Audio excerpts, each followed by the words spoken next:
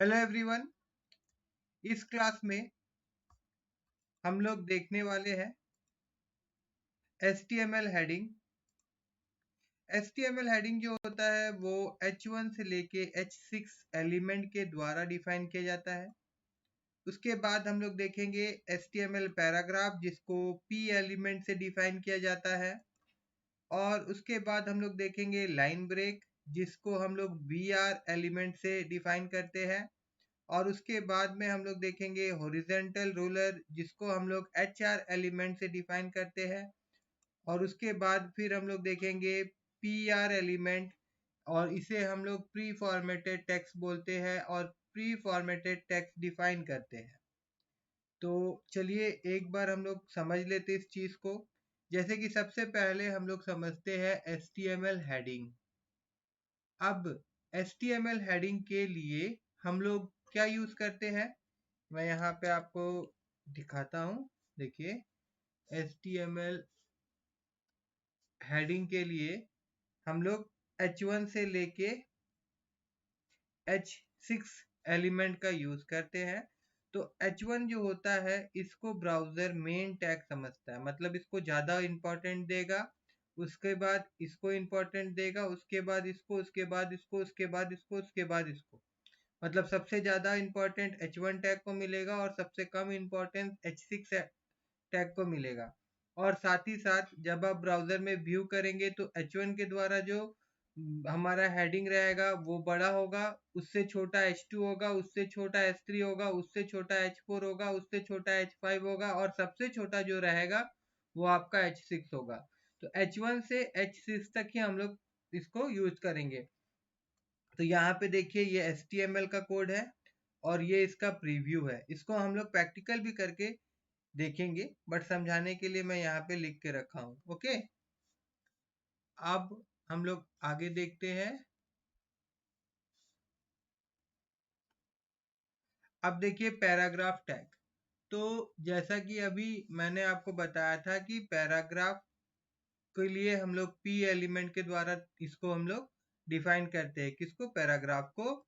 और यहाँ पे देखिए जब भी कोई भी चीज हम लोग पैराग्राफ में लिखेंगे तो वो कुछ इस प्रकार से डिस्प्ले होगा। देखिए जैसे यहाँ पे P को ओपन किया गया है पर P को क्लोज किया गया है, इसके अंदर में हम लोग ये पैराग्राफ लिखे हैं और ये यहाँ पे डिस्प्ले हो रहा है।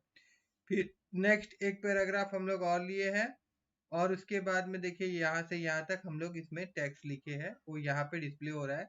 और साथ ही साथ इनके बीच में देखिए स्पेस लिया गया है, ये ऑटोमेटिक स्पेस ले लेता है। लाइन स्पेस के बारे में मैं बात कर रहा हूँ, ठीक है ना। बाकी अगर बीच में अगर आप इंटर या स्पेस मारेंगे देंगे तो ये नहीं लेगा, है ना। उसी प्रकार से अब हम लोग आगे देखेंगे।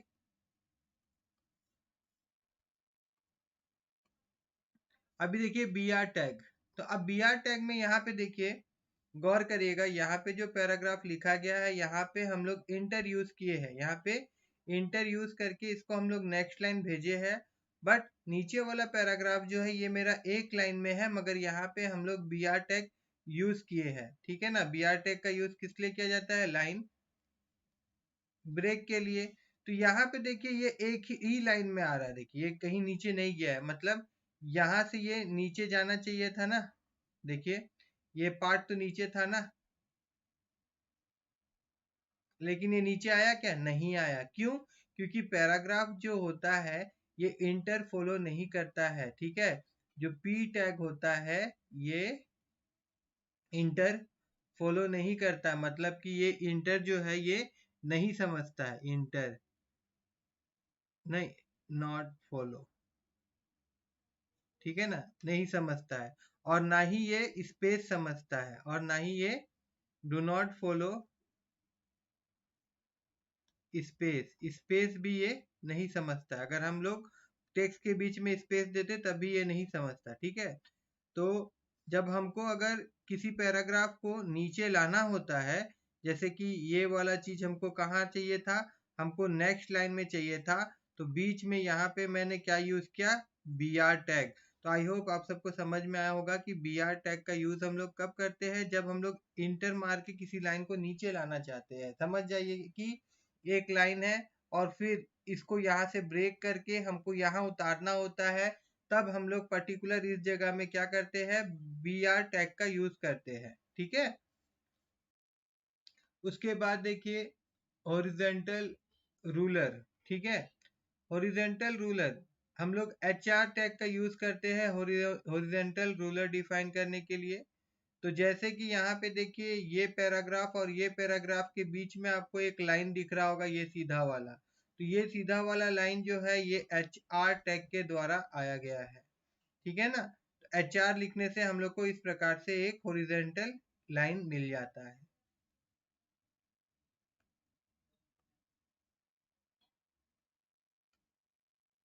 उसके बाद देखिए PRE टैग, जिसे हम लोग प्री फॉर्मेटेड टेक्स्ट कहते हैं। अब ये प्री फॉर्मेटेड टेक्स्ट क्या होता है, जैसे कि अभी हम लोगों ने देखा था कि P टैग जो होता है जिससे हम लोग पैराग्राफ डिफाइन करते हैं, P एलिमेंट जिसको हम लोग टैग में लिख के पैराग्राफ डिफाइन करते हैं, वो इंटर और स्पेस फॉलो नहीं करता है। मगर जो हमारा ये प्री टैग है ना, ये जो प्री है ना, ये क्या करता है, ये इंटर और एंड स्पेस को ये फॉलो करता है। क्या करता है, फॉलो करता है, दैट मीन से समझता है। ठीक है, जैसे यहाँ पे देखिए, यहाँ पे ये आपका, यहाँ बिना BR का इसको हम लोग नेक्स्ट लाइन में लिखे थे, यहाँ पे ये नेक्स्ट लाइन में आ रहा है, ये दोनों लाइन।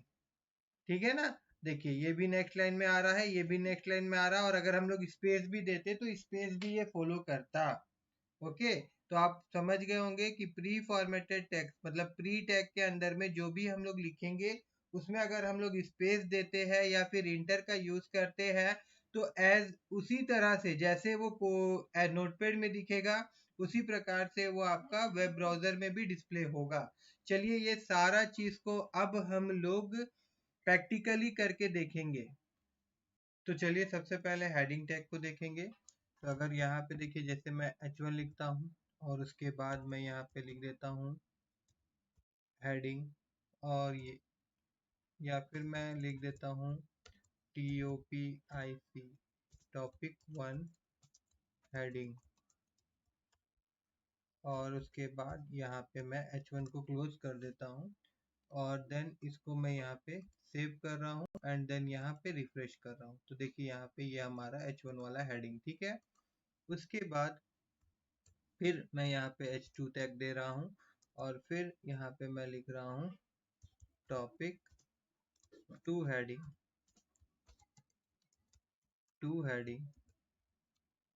और यहाँ पे H2 दे रहा हूँ मैं, और इसको मैं सेव कर दे रहा हूँ। मतलब H2 से ही होगा ना, H2 टैग यूज किया हम लोग, और H2 को क्लोज कर दिया, और फिर रिफ्रेश किए तो देखिए क्या हुआ कि ये हमारा मेन हेडिंग हो गया और ये हमारा सब हेडिंग हो गया। ठीक है, मतलब इसको ज़्यादा इंपॉर्टेंट देगा ब्राउज़र, इसको कम देगा। और दूसरी बात क्या है, अगर इसको देखने पे व्यू के तौर पे अगर हम लोग बात करें, तो ये बड़ा होगा और ये उससे छोटा होगा।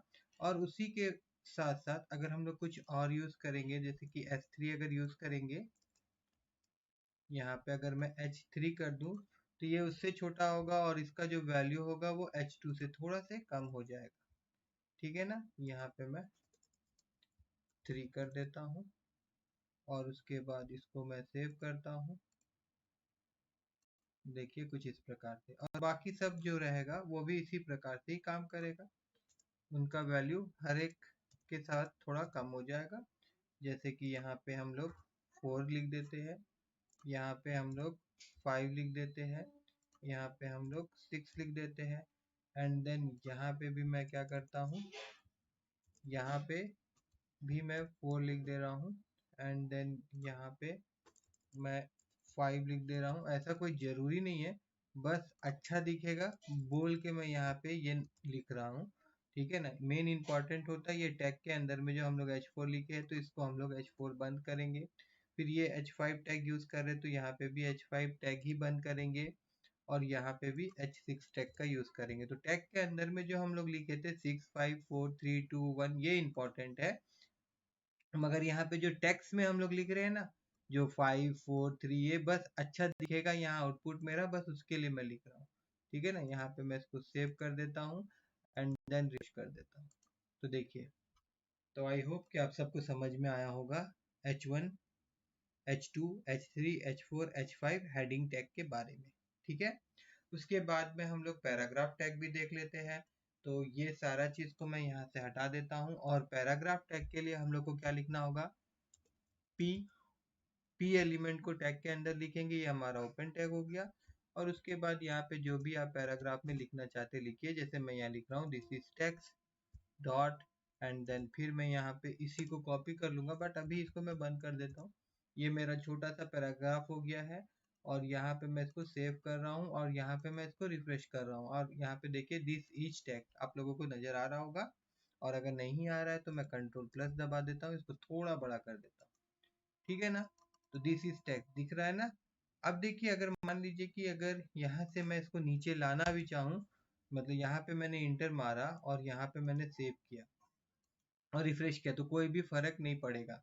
मतलब पैराग्राफ टैग में इंटर फॉलो नहीं करता है और ना ही देखिए स्पेस फॉलो करता है पैराग्राफ टैग।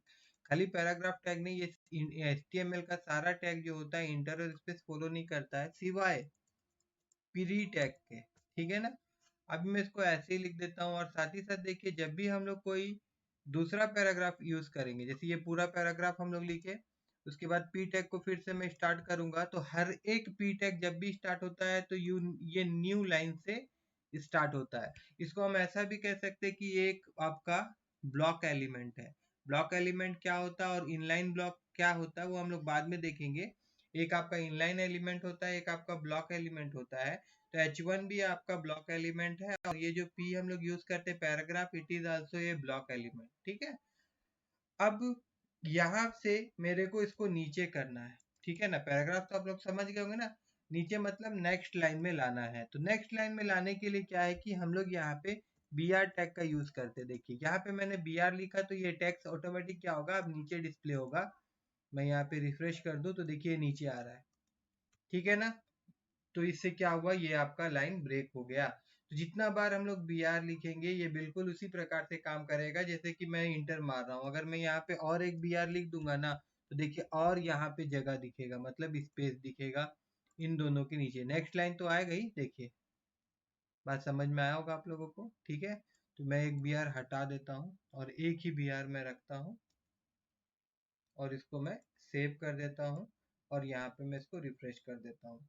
ठीक है, अब देखिए HR टैग, HR टैग से क्या होगा, एक लाइन आ जाएगा। अगर मैं यहाँ पे HR टैग लिख दूं और उसके बाद यहाँ पे मैं इसको सेव कर दूं और अगर मैं यहाँ पे इसको रिफ्रेश कर दूं तो देखिए यहाँ पे एक लाइन आएगी।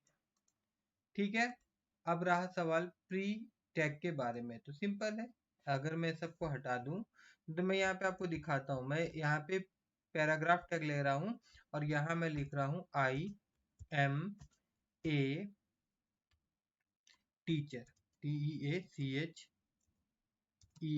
टीचर, और फिर मैंने इंटर मारा और मैं यहाँ पे बोल रहा हूँ I live in ROURKELA Rourkela, comma Odisha. ठीक है, और फिर मैं यहाँ पे इंटर मार रहा हूँ और यहाँ मैं लिख दे रहा हूँ I am 37 year old। ठीक है, और मैंने यहाँ P को बंद कर दिया। इतना लिखने के बाद अगर मैं आपको अभी दिखाऊं तो यहाँ पे ये सारा का सारा देखिए एक लाइन में ही आ रहा है। अब सेम चीज को मैं यहाँ से कॉपी कर रहा हूँ, कंट्रोल C से मैंने कॉपी किया सेलेक्ट करके और कंट्रोल V से मैंने पेस्ट किया और यहाँ P के जगह अगर मैं PRE टैग लिख दूँ, PRE टैग, ठीक है, और यहाँ पे इसको मैं सेव कर दूं और फिर यहाँ जाऊं और रिफ्रेश करके दिखाऊं तो देखिए PRE टैग क्या कर रहा है, ये आपका इंटर फॉलो कर रहा है। मतलब जैसे हम लोग यहाँ पे लिखे थे नोटपैड में, ब्राउजर में भी एज इट इज मेरे को यहाँ पे देखने को मिल रहा है। तो आई होप कि आप सब लोगों को आज हम लोग जो भी एलिमेंट के बारे में डिस्कस किए हैं वो समझ में आया होगा। अगर समझ में आया हो तो मेरे इस वीडियो को लाइक करिएगा और नहीं समझ में आया हो तो प्लीज़ कमेंट के माध्यम से मुझसे आप पूछ सकते हैं।